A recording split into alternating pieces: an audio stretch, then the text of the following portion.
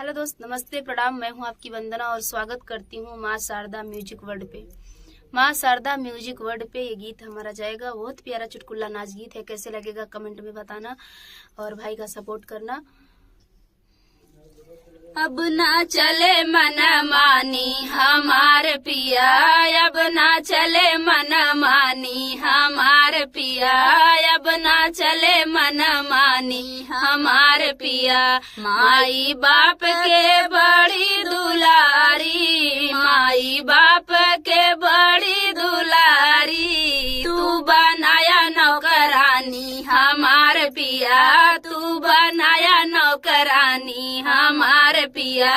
अब ना चले मन मानी हमार पिया, अब ना चले मन मानी हमार पिया। पढ़ी लिखी डिग्री कई के आए, पढ़ी लिखी डिग्री कई के आए, हमसे भरावई लगा पानी हमार पिया, हमसे भरावई लगा पानी हमार पिया।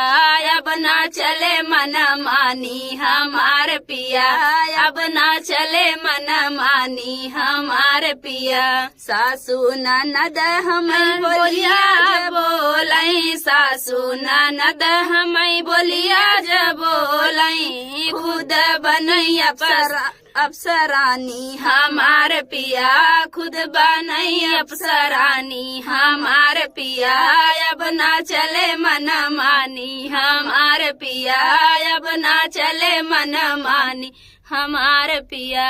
सब घर भर के हम चराई, सब घर भर के हम चराई, हमसे करई चतुराई हमार पिया, हमसे करई चतुराई हमार पिया। सब घर भर के हम चराई, सब घर भर के हम चराई, हमसे करई चतुराई हमार पिया, हमसे करई चतुराई हमार पिया। अब ना चले मन मानी हमार पिया, अब ना चले मन मानी हमार पिया।